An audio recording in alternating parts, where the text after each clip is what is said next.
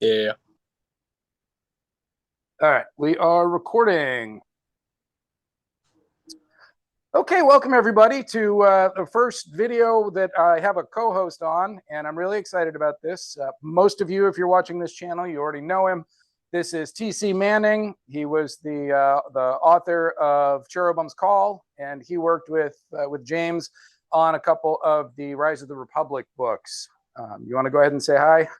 Hey, how you doing, everybody? Nice to be the first guest on these videos. I'm stoked. And I was originally wanted to do kind of an obscure World War III movie because the last one that I did was by Dawn's Early Light, and everybody knows that if you know the Yeah. genre at all. But I decided that it's been a long, over a month since that video, and I'm trying to kind of pick this up a little bit. And with the release of the book and everything, let's go ahead and just go for it. And so today we're reviewing the movie Red Dawn, and I have to say that I was a little intimidated by the movie. It's so much a part of my growing up and why I write what I write that I'm afraid of looking too closely at it. So what about you, Ted? How do you feel about this movie? It was actually awesome to sit back down. I think the last time I saw it was a few years ago, and so it was pretty awesome to sit back down and refresh myself and watch it all over again and be able to look at it, I guess, through a different lens. Before it was more so of like, oh, I can't wait to watch a cheesy '80s action Patrick Right, Swayze. And now it was like, okay, well, no, now let me look at the whole geopolitical side of the entire thing and actually see how they formulated this idea of Soviet forces along with South American forces invading America. And so it was interesting, and it was cool because things that either I missed or I just wasn't focused on as a viewer last time. I was able to focus more on now, especially the aspect of like how they were able to do it, or through conversation, finding out what else is going on around America, instead right. of wondering what the ambush scene is going to be. So it was awesome to sit down and actually have that refreshing look and be able to look at it through different eyes. Yeah, I was kind of lucky because during the lockdowns, we instituted a tradition in our house called Torture Tuesdays, and it's where I would sit with my wife and I would sit the girls down, and we'd watch '80s movies. And so I was really excited when we got to Red Heck Dawn. It must have been like yeah. my second or third pick. But yeah, I definitely had the littlest one. Wanting to go become a Wolverine. who I'm like, who you're did gonna it? get you're gonna get your chance in the Robot Wars. Don't worry about it. Yeah. Yeah, your war is going to be slightly different. Okay, well, just to remind everybody, we have essentially five things that we look at when we're looking at World War III movies. The first one is the geopolitical backstory. So, what is it that's going on that got us to the point that the movie begins? The next part is the war in narrative. So, especially because a lot of these movies are on a lower budget, this one wasn't too bad, but because a lot of these movies are on a lower budget, a lot of the war is actually just described via radio broadcasts or, an explanation. So there's a lot of that. Then we go into the visual war, which is what do you actually see on camera? When you actually have the pew pew pew pew, what is it? What does that look like? Then we have the aftermath, which in this case, in this movie, spoiler alert, there's not a lot of aftermath talk. Yeah. And then finally, the tropes. What are just the things that you can't not have in one of these movies? And they're fun and they're stereotypical, but they damn it, it just wouldn't be right if they weren't in there. Exactly. So with that said, let's go ahead and just kind of jump into it. I think that the geopolitical backstory in this one is the easiest cut and dried backstories. They basically take 35 seconds at the front end of the movie and tell Yeah. you everything you need to know about how they got to that point. Yeah, they just spoon feed it to you, and in my honest opinion, it was actually really refreshing to have that. Not a lot of movies have that lead in or that setup where it legitimately gives you the exact view of what's happening in the world and why it's gotten to this point. And it was actually pretty refreshing to get that because it laid everything out on the table. Hey, this is why it's happening. This allows your brain to kind of then go, okay, I understand. Because a lot of problems that I find, especially with movies like this, is if they don't at least explain a little bit about why the world is the way it is. The beginning of a movie, if all of a sudden you see paratroopers falling from the sky outside of a high school in Colorado, you start instead of enjoying what the visual story is in front of you, you start asking yourself these questions like, well, how the heck did they just jump out of an airplane and evade our radar? And how were they able to get all these Russians over here without The being middle of the country. You yeah, had to cross a lot yeah, of America to Colorado of get. all places. Yeah, Yep. Yep. exactly. So it was pretty nice to have that opening set up and everything, and it explained everything perfectly. I mean, I was happy with it. Yeah, I thought they started it out by saying that there was the worst grain harvest in the last 60 5 years. years or whatever, and Yeah. that gives you motive. That's why the Russians are moving now. They want that that farmland in the middle of America. They want to take us out completely, but the primary goal is to to increase their ability to grow food. And then the two things that I think were really necessary in order for the story to make sense was the collapse of NATO, and I didn't think they really gave that.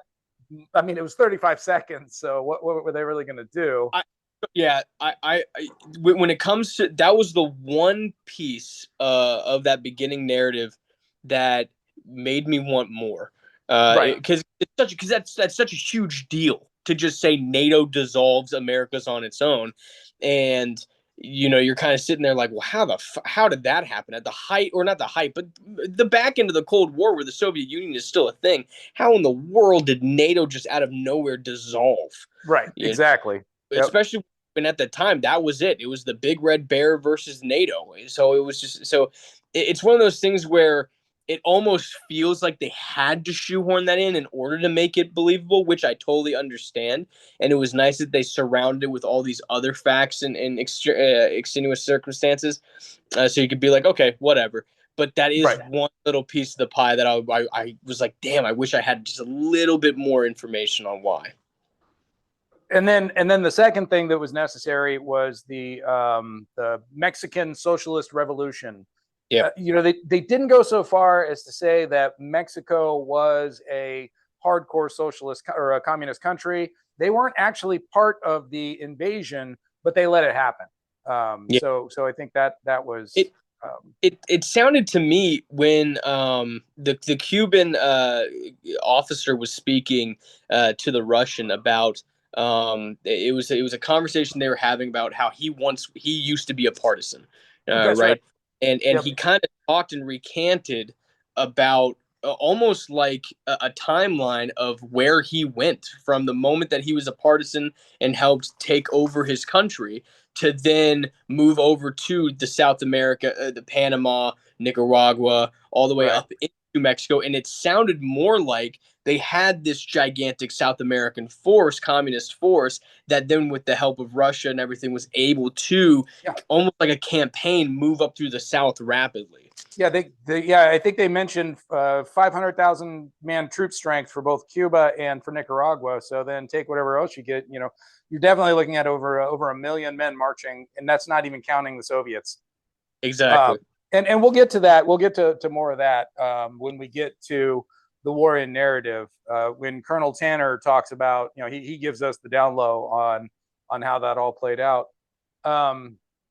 But I did want to throw out a very astute reviewer for Advanced Contact titled his review "Prelude to Red Dawn," and I thought that was very, very astute because one of the things that I wanted to accomplish in writing the book was to put not that book, but the whole series was to put the world in a position where a Red Dawn like invasion could happen. So I feel like he like called me out and busted me in the first book. He wasn't supposed to figure that out until book 2 or 3.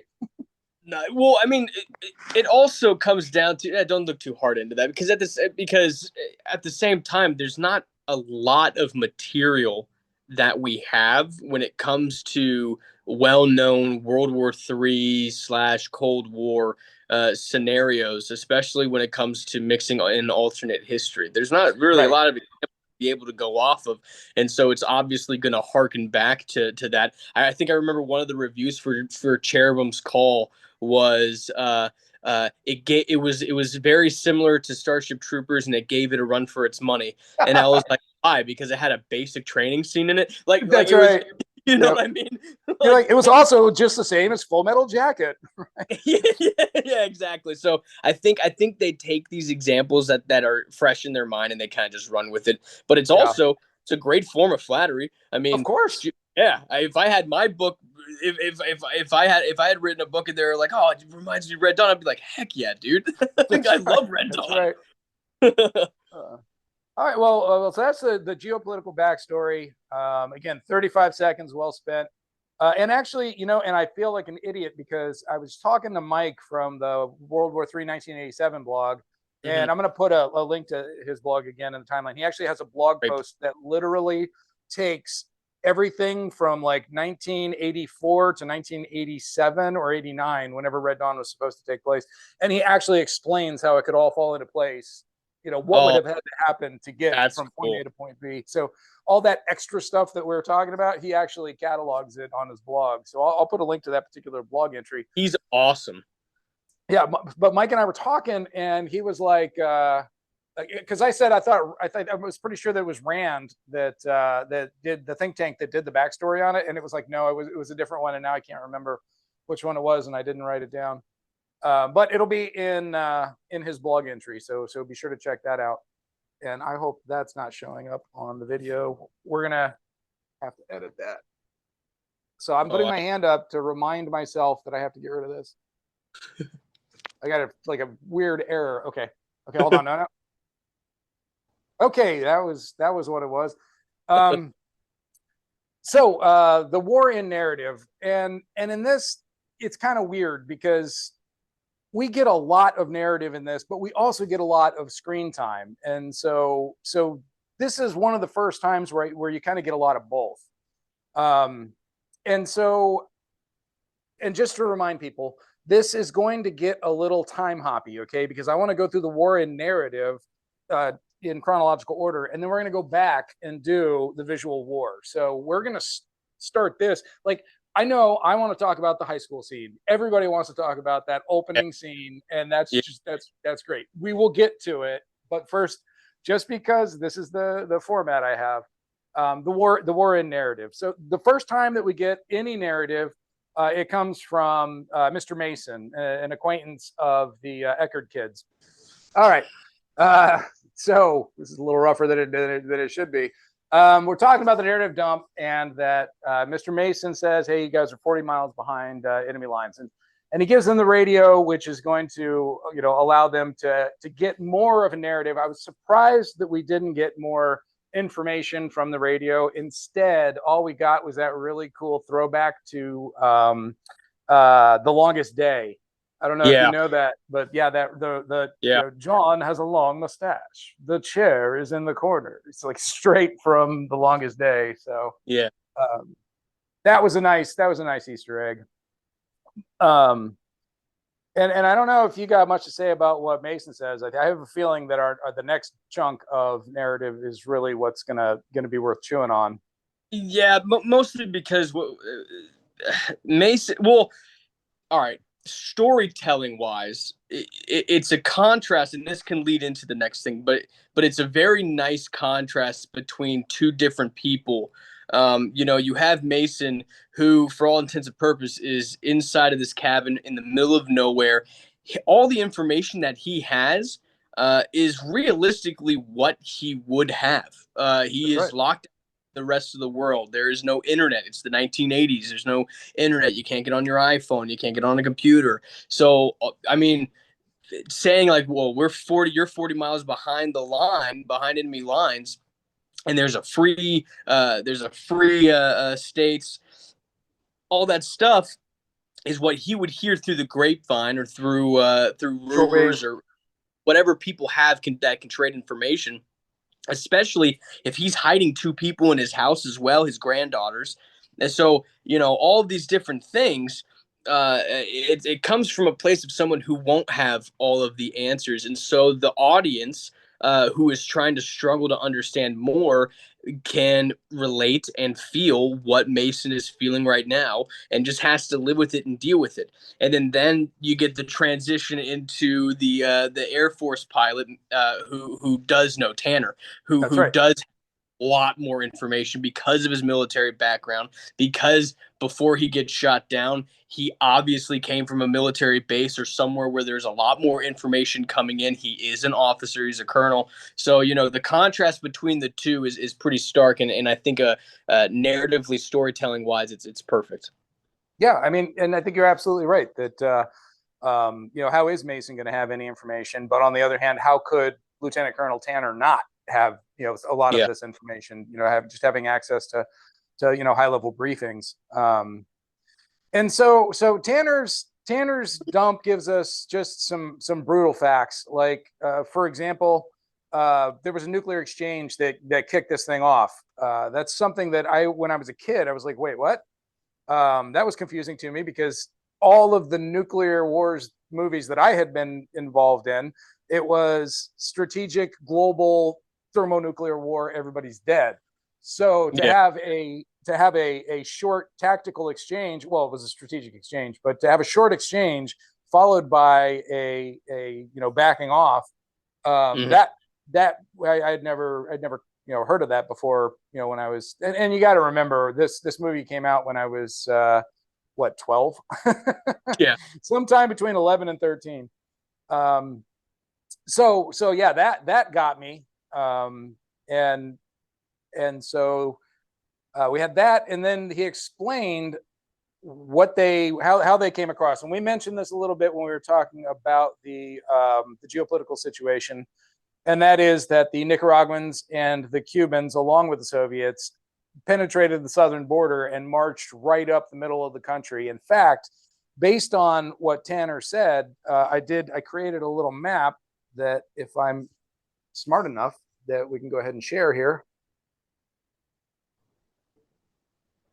Yeah, he essentially, said that the Cubans, whereas the Russians were able to use charter flights to fly under the radar and drop people off that way, the Cubans and the Nicaraguans came up through Mexico and infiltrated themselves as illegal immigrants and were able to infiltrate places in Texas, which ended up taking out a lot of the bases there when the war popped off. That's So I right. mean, smart smart tactical plan. Interesting to see how they ended up playing it out. I see the map. Nice little mushroom clouds. Yeah, so those are the nukes. They drop nukes in the missile fields, and I just tossed Yep. those out there to show what that would look like. Not necessarily where the actual silos were, but and then he Yeah. mentioned that they took out communications hubs at Omaha, Kansas City, and Washington, which I assumed he meant Washington D.C. and not the whole state of Washington way over there. Yeah, I'm assuming that as well. Which makes sense if you're going to occupy a country. You need to decapitate the actual Mm-hmm. leadership of that country, That's and right. then while America scrambles to try and bring back together some semblance of or form of government or leadership, they can use that time to start occupying areas and basically making their little sectors. So makes sense. And so yeah, what they essentially did was that they used the Rockies as a defensive barrier and the Mississippi as a defensive barrier. Hmm. And so the what we saw with the VDV dropping into the fictitious city of Calumet, Colorado, that was them taking the passes so that the Americans could not counterattack into the Great Plains. So that's what we were seeing. And then what Tanner describes here, he says they basically got all the way to Cheyenne, Wyoming, before they got stopped, but they now controlled everything from Cheyenne all the way over to the Mississippi River. So you figure they've Yeah. got, this is an approximation. Obviously, I didn't have any purview other than literally the words in the movie. But yeah, just basically a square running from the Mississippi River all the way to the Rocky Mountains, as far north as Cheyenne and as far south as Mexico. So that's a pretty big chunk. And again, remember, at the beginning, they're saying that the primary motivation for this war was that they had a really terrible harvest. So, they know they can't keep feeding their people. And so what did they do? They came and took the Great Plains. Yeah, it took the breadbasket of America. Yep. Yeah. So I know our friends from Iowa would be offended, but they did get a big chunk of it. So, and then the other thing that Tanner mentions is that the Soviets come over across the Bering Strait and Yeah. march all the way down through Canada. And I thought this looks a little weird because it's kind of long and thin, but at the same time, that is so sparsely populated. Um, Yeah. but again, with the terrain being as crazy as all that, I don't know. But essentially, they get stopped in the Pacific Northwest, and that's where kind of everything stabilizes at the time that we're watching the movie. Yeah, I wish that there were a couple of different things that, or at least one major thing that I wish that they touched on a little bit more. I wish they had touched on the East Coast a little bit more, explained maybe if they had been able to get a foothold there, or if their plan was basically to dissect America into two. And then, with the help of the troops from over the Bering Strait, to take the West easily and then make that push east, or if Cuba had decided at some point to land in Florida. I mean, it's a hop, skip, Yeah, and a way, and so it would have been nice to hear something along those lines. But no joy on that. I like to right. think in my head that maybe they did. Well, and we also have to remember, that it's just a movie. It's not a, you know, what million word series that plays out over Yeah. 8 books. So then the last part of Tanner's speech is pretty harrowing, and that is that he just mentions that the United Kingdom is on our side, but they quote won't last long. And Yep. then the most terrifying part is that the only other ally we have are 600,000 or 600 million screaming Chinamen, and so that clearly implies or basically says that they've lost 400 million Chinese, and the only thing that could do that is they had a border exchange of nukes between the Soviet Union and China. Yeah. Um, and man, that's just nutty. Ah, Yeah. That's a lot. That man. That's golly the death. That's the. 400 million. I mean, Jeez. that's got to make China uninhabitable. Yeah, exactly. Large swaths of it, and you got to imagine they went for the population centers to get Yeah. those numbers. Exactly. Despite if the even if the war ends on the good side, right? Then I mean, Jesus, the toll on the world itself is just No, insurmountable. And you take all that in just from a simple line that right, Tanner said. exactly. That's great. And then I guess there's actually a little bit of a gap, and it's a scene just a little bit later where Tanner kind of admonishes them for they're living in the woods and hunting and eating beans, and he tells them that Denver has been under siege since the start of the war, and that those people, oh my God.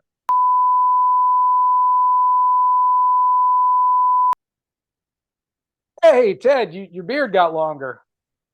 Yeah, it did. It's magic. It happened almost as if instantaneously. That's crazy. And And hey, you're wearing a different shirt. I know I got this for Christmas. Isn't that crazy how all of a sudden now I have it?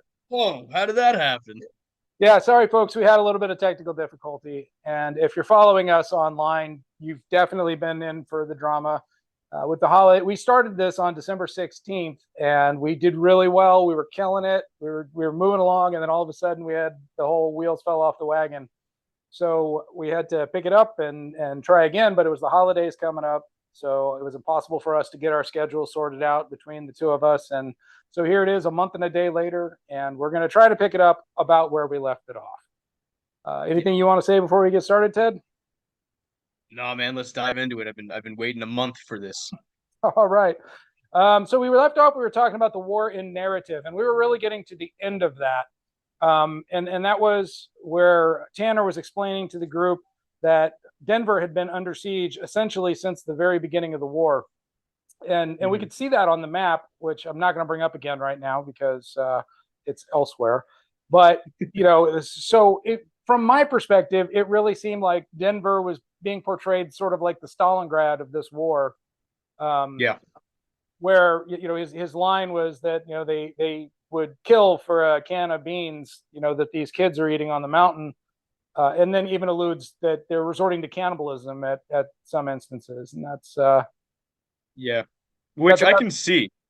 Oh, Because absolutely. yeah, because Denver's a massive city, and so I can see how, at the onset of the war, right when it kicked off and the invasion proper happens, that when they get to Denver, such a large city, and they start trying to move in, I can see how something so heavily urban can just absolutely devolve into room to room fighting, and over the months you're fighting over blocks, not really taking it miles at a time. And so I Right. could see how a large municipality like that could become a stalemate, a siege, where the Russians kind of just dig in and bombard them with artillery and starve them of their resources inside, but until they give up, essentially. So I know, I totally get it. And I'm assuming, you can assume that that's happening elsewhere in the world, not just in Denver, especially with other Sure. major populations.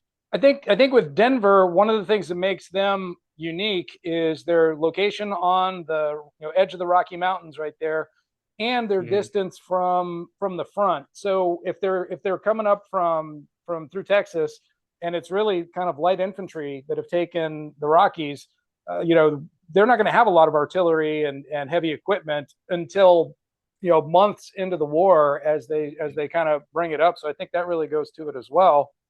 And I mean, don't even get me started on the supply chain crisis. I mean, nothing is getting into that Yeah. city from day 2 or 3. It's going to be Yeah. completely strangled. So it's got to be pretty desperate. Exactly. And plus, they have the Denver International Airport there to be able to bring in supplies if they clear the airspace and That's everything. true. So, That's so very yeah, true. that Denver. I do not. I do not wish to be one of those people if World War III ends up breaking out on Yeah, American certainly. soil. So okay, with the wrapping up kind of the war and narrative, the next thing we get is the visual war, and this is one where this production company just took it to 11 for the budget that they had and the effects technology. I mean, this all was practical effects. I mean, this was like 2 years after Tron came out, for crying out loud. So computer graphics were not really a part of this. So Yeah. instead, they ended up building like massive props, and I know one story, and I don't have a source on this, but essentially that the government was being called by concerned citizens over some of these vehicles that were tooling around town. So I Yeah. actually believe it. Oh yeah, for sure. I mean, just you really take for granted the use of blank firing weapons as well. Nowadays, almost everything is a fake CGI muzzle flash with the fake shell ejecting, and they're firing like airsoft guns or something. But you can tell in this movie that they are firing real blanks out of AK-47s, which kind of gives you a larger, more chaotic sense of the battle that's happening. Right. Whereas a great example is the remake of Red Dawn. It was heavy CGI They never in a lot remade of those Red Dawn. places. They never remade Yeah. Red Dawn. That was a fever dream that you had. Oh yeah, yeah, yeah. It was a Mandela effect. I will But say, I will say, I grew up yeah, a little bit watching Jennifer Grey fire that PK machine gun. yeah, That was yeah, pretty dude. exciting. No, it was sick. And then like I can totally see how people would call the federal government, because at one point, and it was so funny when I was doing a rewatch through, I totally forgot about this part, but that first night of a battle within the city, of a freaking ZSU anti-aircraft vehicle just rolls down the street, and I was like, Yep. holy crap! You don't see that That's really right. anymore Yep. in movies. And so it was it was pretty cool to be like, oh, that's an actual Soviet era weapon system moving throughout this town. It's not fake. Right. And it kind of, like I said, you take for granted moments like that because it really grounds the show or the movie into a much grittier experience than what you would have nowadays. Yeah, I think that's right. And I mean, who can forget the Heinz, which we'll get to. But I did want to Yeah, first yeah. one of the first battle scenes that you got was, of course, the VDV taking the high school, and I mean Mhm. that's just iconic. What that poor kid. I know when I was watching it, even as a kid, and especially when I rewatch it as an adult, I always feel bad because when the VDV sergeant rakes the classroom, everybody Yeah. ducks except for that one poor kid on the end who's Except just one poor kid, and he goes into the window, yep, and is just laying there. That's funny. You know what I noticed? Like when I rewatched, I went, "Oh man, that kid died." Oh yeah, yep, that was crazy. And then it quickly devolves into a very chaotic scene because they run outside to the parking lot, and there's Soviet soldiers clashing with students direct up. The RPG gets fired, all practical effects. Yeah, it's just it's a very hellacious moment. Charlie Sheen gets a flying tackle coming out of the building. That's pretty sick. Yeah, I yeah, really, yeah. He really gets like to that. he gets to show remind the audience that he's a football player. That's right. I really, really liked pre Tiger Blood Charlie Sheen. He was a favorite of mine. Yeah, he Uh, was a great staple of action hero movies. the funny thing about this one though, the thing that I love the most is that in that first battle, Hmm. the writers and the filmmakers made use of a plot device that I cannot stop using. I'm trying to not use it anymore. I Okay. um what is it? It's a helicopter's Ek Machina. So Oh they're yeah, they're they're they're dead. They're gonna die. There's no way. They're in the car and they're driving and there's a roadblock and they're about to get shot up and then all of a sudden out of nowhere a helicopter Huey comes in and just strafes the roadblock and they get away. yeah. Strafes the roadblock there. Yeah, yeah, yeah. So That's the a yeah. helicopters of the machines just I mean, it's such like a when great that trope happened, I though. yeah, yeah. Oh no, I know. I sat there when that happened because my first reaction was to roll my eyes, like, oh yeah, I forgot the helicopter comes in and saves the day. But then I thought to myself, I was like, well, if there's, I can suspend disbelief if I can tell myself that there's a Air National Guard That's depot right. nearby and they're going to the town, and yeah, I can suspend belief.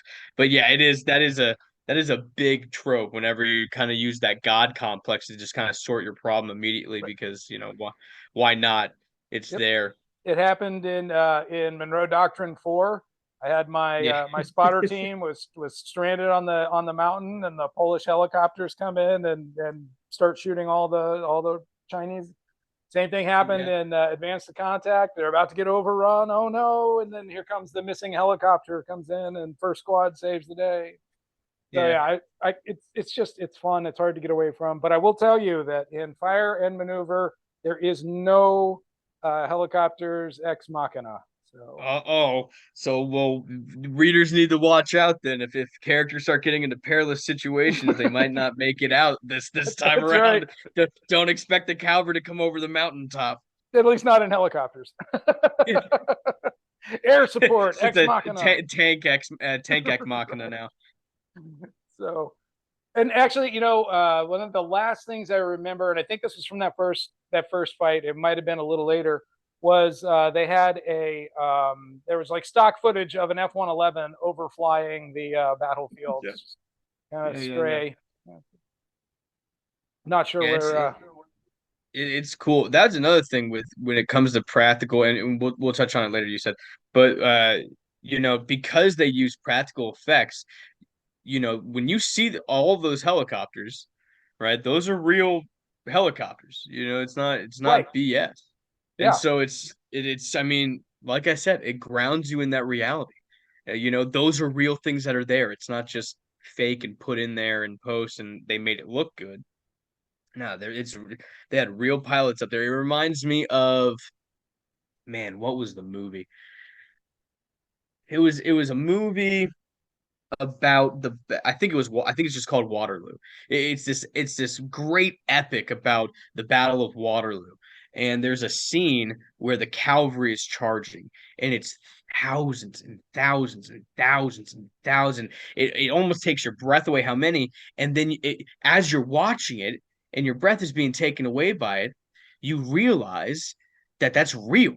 They Right. really had those many, because it was made so long ago. They really had those many people Right, right. on That many extras horseback on horses. in French cavalry armor charging a real enemy. And it's just like, man, it's just movies back then. I know that people kind of give them a rib, and they say, like, oh, it's over the top action, and it's a whole thing.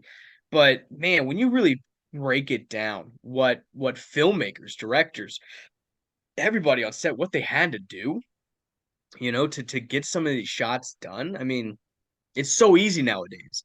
Oh yeah. In retrospect, you know, they can just say, "Oh no, just pretend. Look at that big green screen and just Right. pretend that there's 50 helicopters coming towards you." Where back in the day, they had to get 50 helicopters Right. and have it fly over a real Right. mountaintop. Yeah. It kind of gives you a whole new respect for the movie itself, even though you're sitting there chanting America the entire time. Right. Right. So yeah, we the next fight that we have is that gunfight at the Arapaho Forest, and this is where they go from just being in hiding to actually being combatants. And it Yeah. starts out with one of my favorite scenes, which is the Russian guy who pretends he can speak English, translating Yeah. the sign, and Translating the plaque.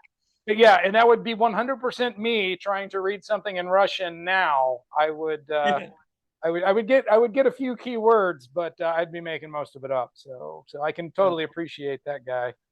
That was great. That was a great little scene because it wasn't needed. You know what I mean? Like like Right. like for all intents and purposes, it wasn't needed, but it was great. It It was was a it great little opening. it was really good because it gave them that transition from Yeah. no, we're just hiding and hunting to okay, we just killed people. What Yeah. happens next? And Not only that, you didn't kill people who were shooting at you. You chose. right, I now they were hiding at first, right, and then they kind of do get seen, which kicks it all off. But they choose. That's that big pivotal moment where they have the weapons, they have the means, and they choose to, instead of retreat, take the fight to the enemy.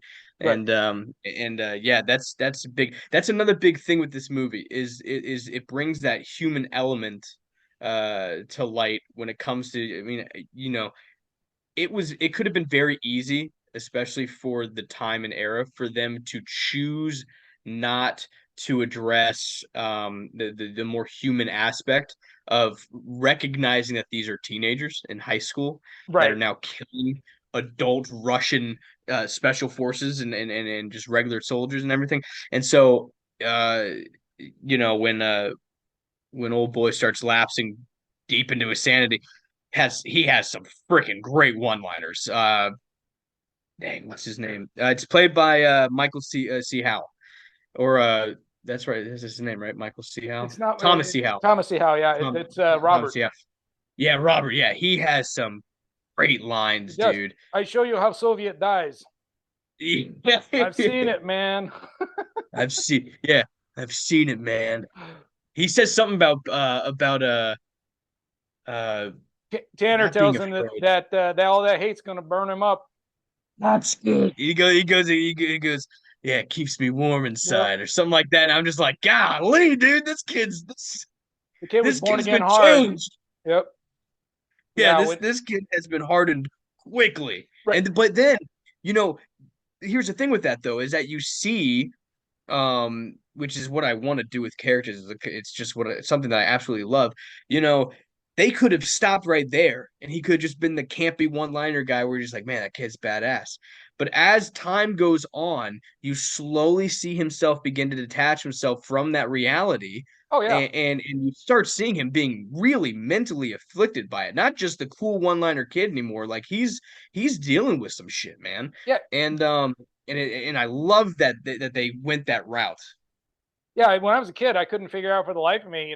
After they fired the RPG into the Hind helicopter that was coming down, Yeah, and he stands up there with his AK, just shooting at it to his own death. yeah, I couldn't put that together when I was a kid. I was like, I don't Yeah, why he understand would what's do it. going Yeah, on. But that kid was just so broken, by that yeah, point. And he'd just been literally, that fire, that hate did essentially burn him up. So yeah, it's kind of prophetic. yeah. No, exactly. It was a great foreshadowing type of moment when Tanner had brought that up. But yeah, I just that's something that when you watch, usually when you think of Red Dawn, you go, hey, you want to watch a mindless action movie from the '80s that will get you all pumped up to be an American? But in reality, it gets really deep. Right. Oh yeah, I think so. And I mean, it started off with the premise that was, kind of very deep to begin with. I know it sounds shallow, it sounds rah rah. It's the Reagan era, but essentially and I know I'm going to lose a bunch of viewers with this one, but it's Steinbeck wrote a book in the 40s called The Moon Is Down, and it's a lot like this, where when you occupy a free state, it's just not going to work out well for you. Yeah. And so it kind of showed this rise of an America Mujahideen, which I know isn't it's not the kind of thing that we want to talk about in the post September 11th world. But Well, it's the that's truth. right, I and mean, that's totally what we got to see there. yeah. I mean, the freedom fighters, right? Right, They call them Mujahideen over there. We call them freedom fighters. Different words, same thing. It's the right, same thing when it comes to Allah and God. God is the name of the Catholic God, and Allah is the same damn thing, just in Arabic. People have right. different names for different things because of the different place that they are. And if people have a problem with that, then fuck. Well, I'm gonna, I'm gonna tell you, man. bringing it back down a little, the first Yeah, planned operation that they do is the ambush of the tank at the gas station. So I actually did yeah. write this one down, and this was the scene on the preview on the trailer for it that got everybody excited. Everybody wanted to Oh, go when they see this movie. pop up. Yeah, because those Russians are Oh, all running after him, and just out of nowhere, And the first time you see it, you can't see the little squares where the yeah, yeah, the yeah. covers are, and it's just that was just so badass. And It's I don't even awesome. remember if you got to see her chuck the basket full of the explosive basket into the tank. But Yeah, yeah, so that was the beginning of that. Is essentially, they know the Russians well enough to know that they're going to steal your stuff. If they think you've got food, they're going to take it.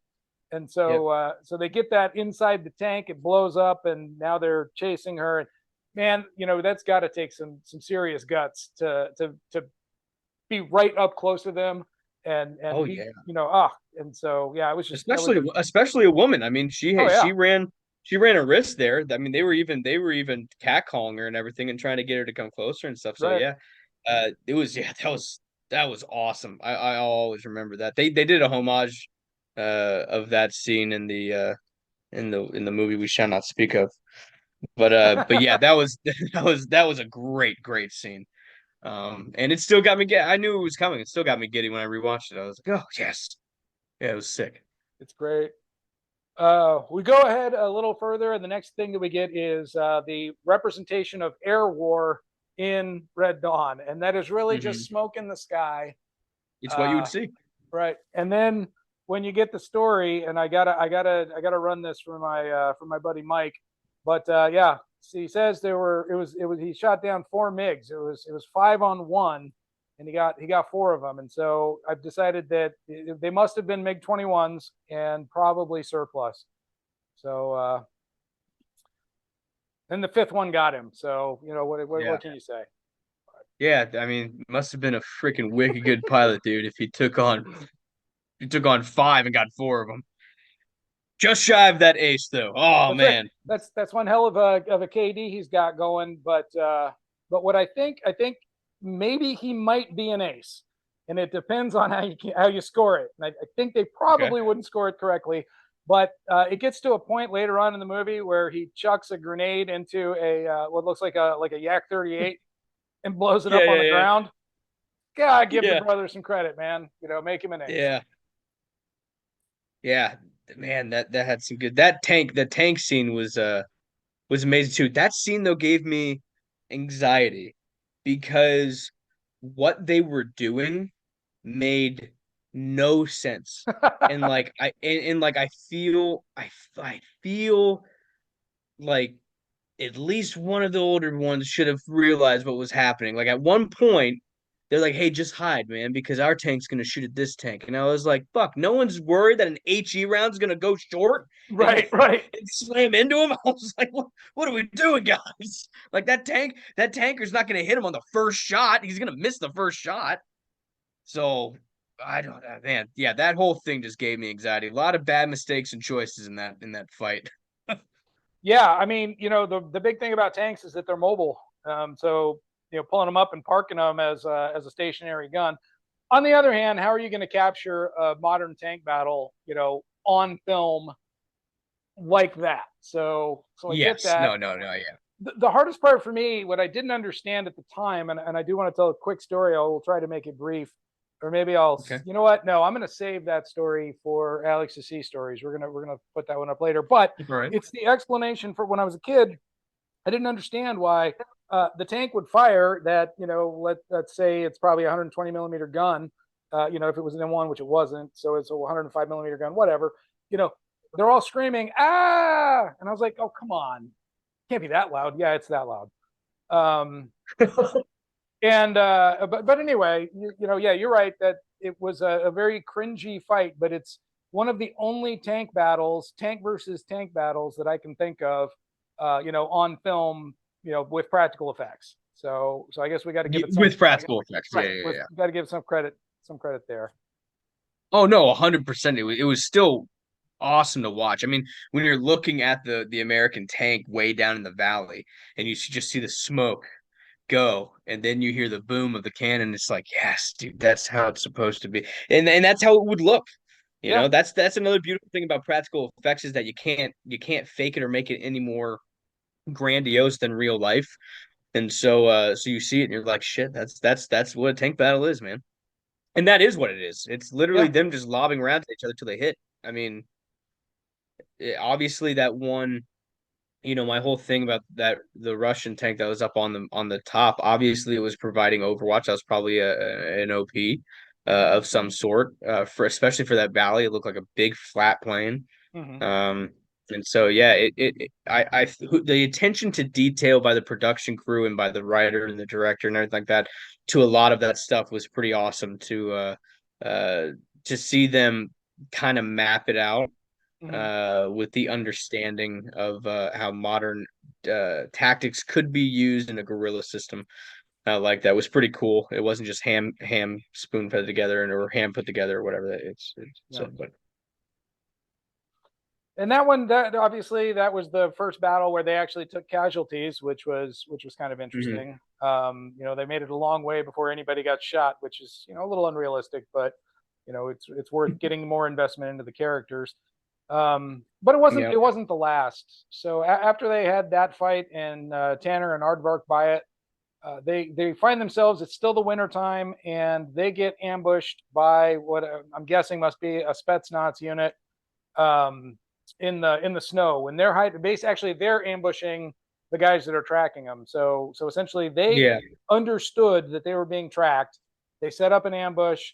They gunned them all down, and that's where we find out that oh, I can't remember his name now, but the student council Traitor. president, The, yeah. yeah, had snuck into town and got forced to swallow a bug, uh, which gave them a real crisis of leadership, because Yeah. on the one hand you can't have that, that's absolute, it, you're going to have a problem with morale no matter how you solve that. If you keep him around, inevitably morale is going to break down because that he has betrayed you and somebody else is going to see that he Yeah. betrayed you, and it's just going to be a matter of time until the next betrayal.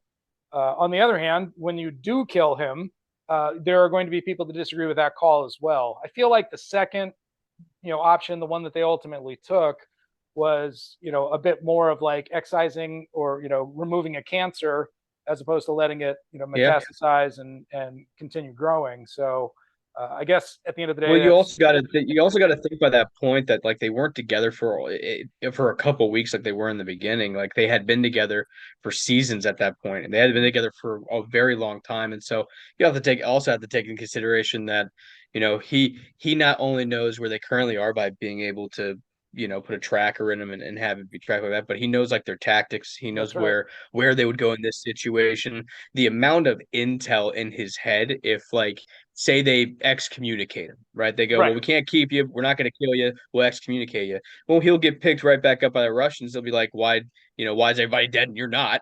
And then they'll torture him until they get more information out of him, and which can lead to more problems. But like you said, cut the cancer out. You don't really have to worry about anything except for maybe a couple people being upset about the choice to do so. But you know, Well, you there got to make actually, sacrifices. and to roll it back, because it is the visual war, the war on film. There's a part of that ambush. There's a scene where one of the fellas, it might have been Robert, but he basically jumps right in front of Erica's machine gun, and Yeah, I'm yeah, like, yeah, you yeah. gotta be kidding me. That's I was gonna bring that. I was gonna bring that up. I was gonna bring that up. She's hosing down this line of Spetsnaz, and out of nowhere, he just jumps in front of the machine gun's line of fire and kneels down. And Yep. I was screaming at the TV. I was like, oh, oh my god! Like, okay, Oh I appreciate barrel discipline. Okay, I appreciate it, but she was man! engaged. Yeah, that's not on her, buddy. Oh my gosh! Jeez Louise! Yeah, that gave me the heebie-jeebies too when I saw that. I was like, oh, fudge. Yeah, that's funny. I was gonna bring that up. And I mean, I know we talked briefly about. I mean, there were essentially just too many fights to go through everything. Yeah. So I think we've covered most of them, except for the last fight where Jed and Maddie go into town and basically take it right up close and personal. And that was a really neat fight. They showed a good job of creating a diversion, and Mhm. there was the real funny part to me, was where Maddie was pulling the pins and tossing the grenades to Jed, who would then chuck them. I'm like, that just seems like a process that maybe has an extra fail point that Yeah, you don't yeah, I want when think it you can comes cut out the middleman in that to right. that whole deal.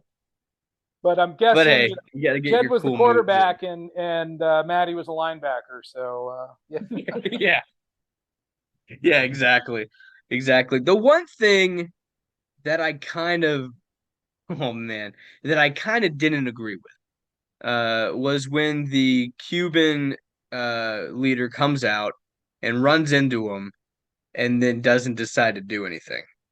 yeah. Um, and that rubbed me the wrong way I, because at this because like man he had a lot of people like I get that like they're just fighting for their homeland and all that different stuff, right. but like from that guy's point of view, like these people killed a lot of your men, That's right. like a lot of your men, Yep. and you literally have two of them standing in front of you. You're not going to hose them down. Right. Right. But Yeah. you know I can see that. I can definitely see that. I suppose I did fall in line with what the writers were aiming for, which was he sees himself in those two. And but no, I'm with you. You would actually he's been engaged offensively long enough to, I would think, leave a yeah, lot of that behind. So yeah, because he didn't just fight in America. They explained at the very beginning that he had fought in like eight other countries prior to yeah, they that. had to. Yeah, he was Cuban, and the Cubans were who the Soviets used to work all the way through Fight up South Central America. America. Yeah. Yeah, Central So America. Yeah. starting in Guatemala and El Salvador and just bringing it all up. So Yeah. um, And then all of a sudden he gets to little town Colorado and is like, I'm done. yeah, it's cold and I'm tired and I don't want to do this anymore. Yeah, man, this is not the Cuban weather That's that right. I'm used I could really go for a mojito right now. to. Yeah. Okay, but yeah, I think that kind of gets us to the next section, which is um, the aftermath. And the movie doesn't dwell on the aftermath. You got to remember, when I came up with these categories, it was really the day after the big nuclear war movies were really kind of what I was aiming for. So a lot of times the segments don't really align. But at the same time, I will say that that last scene in when they deal with the aftermath, just through saying that this is partisan rock, and during the early days of World War III, the local people, mostly children, took down the names of their dead. That Leah Thompson's speech there was really great, and it was a perfect way to end the movie. We were going to roll right into kind of talking about the tropes. Kind of my favorite part. This movie was just full of them. It was just one trope after another in a lot of ways. Doesn't mean it's bad. But why don't I let you, take a run at it? I know we were talking about this offline. Yeah. Obviously you got the star quarterback jock popular kid who's just the natural born leader, and you don't got just one of them, you got two of them. That's Because right. you yeah, yeah, and they're both just some good old boy brothers with their truck, and down to Colorado country boys. I mean, that's a pretty that's as American, like they basically said, what is the most American version of an American in the 80s? Let's just roll with that. And they Right. they came out looking great. It was awesome. I did like when the student council president tried to coup early on, and was Yeah, immediately nerd, shot down. nerd. This is the That's 2000s. right. Jocks run this place. That's right. That's like 22 Jump Street. Yeah. Well, Um, it's okay. it, my other the one that I liked, that was like right before we even really got to, well, yeah, it was after we met everybody, but during the assault on the high school, there's that, it's so over the top stupid that you got that bumper sticker that says, "You can have my gun when you pry it from my cold dead hand." The pans down and he's dead. And the Russian obliges and pries the gun And out of his pulls cold it from his cold dead hand, and it's like, ah, I see what you did. Everyone head. saw what you did. Yeah. That's right. That's right. We talked about it a little earlier. The obvious Benedict Arnold, the traitor from within. That's right. Uh, and it doesn't matter, they always have different reasons. Either, that they were sympathizers from the get-go, or, they feel like it's the better way. They have different multiple reasons to do it that makes them like less evil, but at the end of the day, it's that same whole category where it's the Benedict Arnold of the group, and you Right. need that because you need that type of drama and turmoil within the That group. tension. That's right. That's That right. tension, yeah. And again, that gets back to when he was first saying, "Well, I'm Calumet High School student body president, so I should be in charge." So he always Yeah. had that, that streak of just being against the Yeah. brothers, Yeah, exactly. Thought he always knew better. right? Yep. And we talked about Robert. He's the tropey stereotypical war nut. Um, Yeah. in one of my favorite comedy bits of all time. I know he's canceled, but back in the day, Bill Cosby had a bit called Medic, and do yourself a favor and look that up because it is hilarious. And he brings out the war nut. He's like, I thought these guys were only in movies. He's running around going, "Hey, they shot Johnny," and guys are looking down at him from up in the trees. They're like, "Hey, who wants this nut?" He's just running around out in the open. So that's kind of Robert. He becomes Yeah. ultimately that war nut, and that's kind of, we did talk about him pretty extensively. Yeah, kind of diving, slowly losing his mental state because of everything that he's done. Because we have to remember these kids are high school kids. That's right. Yep. Yep. Which, Oh, go I for it. did think it was funny, Erica not knowing the capital of Texas. Um, Yep. Yep. it would have been more Austin. wrong, hippie. It's Houston. Oh no, wrong, commie. It's Houston. Yeah, wrong comedy. Hippie. Whenever Yeah, whenever I wrong say comedy. It's Austin, I immediately think hippies. I'm sorry. So. they go hand in hand. That's What's the right. difference? Am I right? Oh, They that's say funny, man. keep Austin weird. I say keep Austin. Just keep awesome. I do Yeah. like, and this goes back to what you were saying before, Mhm. about football, but not only are they the perfect stereotypical Americans, of the time, But Americans will play football anywhere, even in the middle of World Anywhere. War III. You know, they Yeah, got a they'll flag find any football game excuse. going. Hey, you got a ball? Let's play. Yep. Why not? We need to release some of this tension. Let's play. Yep. Yeah. The conversation that Tanner has with um with the gal, With Erica. Erica,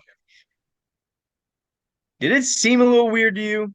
It was it you know it's another trope, and it's funny because I've been doing some background on the movie On the Beach as well, Yeah, and they have kind of a very similar thing where you have the war widower, who doesn't quite get past the fact that that his family is completely dead. But yeah, it was really weird.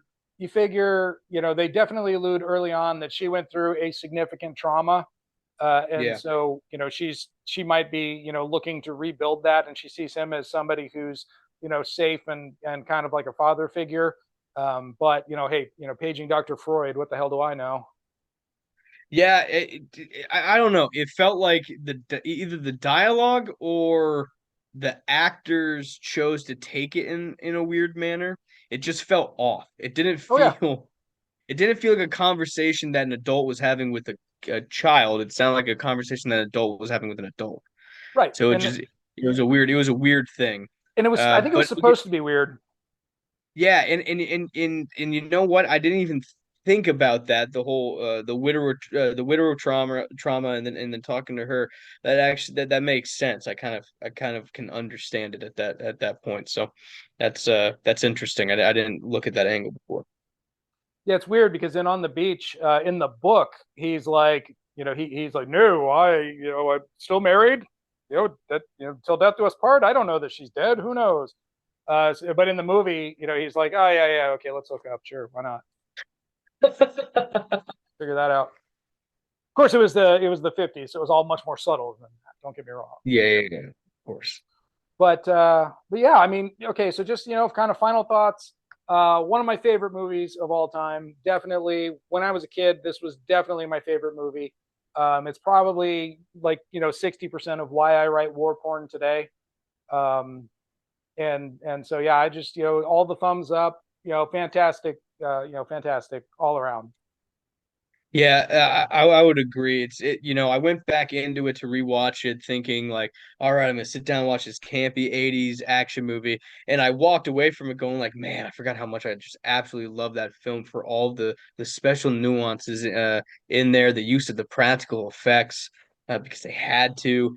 And then also World War III, especially in America as a theater of conflict, is not usually harped upon, let alone made into a major motion picture. Right. And so I think I cling on to it so much and I watch it all the time. If it's on, I watch it all the time. I watch it today, as a matter of fact. But Well, I feel like there's not enough within that genre, especially in the motion picture area category. And so when people see it, man, they just kind of cling to it because it's interesting. That's always going to be an interesting topic. Well, what would happen if I think America had to deal with something like that? What would occur? I think one reason why it really sticks in our consciousness is because for the most part, you have to go pretty far back to find a time when America could realistically be portrayed as the underdog in a fight. I mean, Yeah, you've got Pearl Harbor, but by the time we were rolling up on Coral Sea, it was parody at that point. And by the time we got to Midway, sorry, but with our intelligence and everything, we're not the underdog at Midway. Um, yeah. so what do you got to go to the Revolutionary War, the War of 1812? I mean, like anyway. So I think that's one reason why it really holds up for us too, is that it gives us a rare opportunity for us to be the scrappy underdog. Yeah. Yeah, for sure. And at that time, the time that it was made, was still Red Fever was going on. Oh yeah, Yeah, people always talked about it. That was a part of the daily life. It's funny people, who are more born more towards the year 2000 or in 2000, right? Like there are some people graduating college that weren't alive when 9/11 happened. You know, Right. it's Yeah. I have to remind myself that now from time to time. And so you have this newer generation who, you know, you tell them that like, hey, people who are just a little bit older than you, like they knew what it was like to actually have a Soviet Union as a Right. country, Right. you Yep. know, and but for them that's gibberish. They can't compute that that was a thing. We've now arrived at that generation where there is definitely a major gap between events remembered before and events remembered now. Well, this is a And great, so yeah, yeah. this is a great movie to kind of remind you about that, that time with the Soviet Union. In fact, Mhm. if you're interested in that, then there's a book you should probably read. It's called Advance to Contact 1980. It deals, okay, anyway, enough with that. Um, Buy but it. It's good. I did want to wrap this up. I want to Yep. just thank you so much, Ted. I know we talked about this probably a year ago about sitting down Yeah, and doing Battle Los Angeles, and I'm still going to get you on that. That we're going to do that at some point. I love I that love it. movie. You love that movie. I love it. It's very different than this movie, Yeah. but thank you so much. And guys, I'll put a link to Ted's book in the description, and check him out. Join us on Twitter. We're pretty easy to find. I'm Alex Aronson 80, and what's your Twitter handle? Do you remember? My Twitter handle is author TC Manning, There you go. and that's also my Facebook is author TC Manning, and I got some stuff in the oven right now. I'm beginning to write, and so I'm excited to start introducing my new series coming soon. But yeah, I'm excited it's an for it, brother. exciting time. 2023 is an exciting time for sure. All right, man. Well, thanks a lot, and take it easy. And until next time.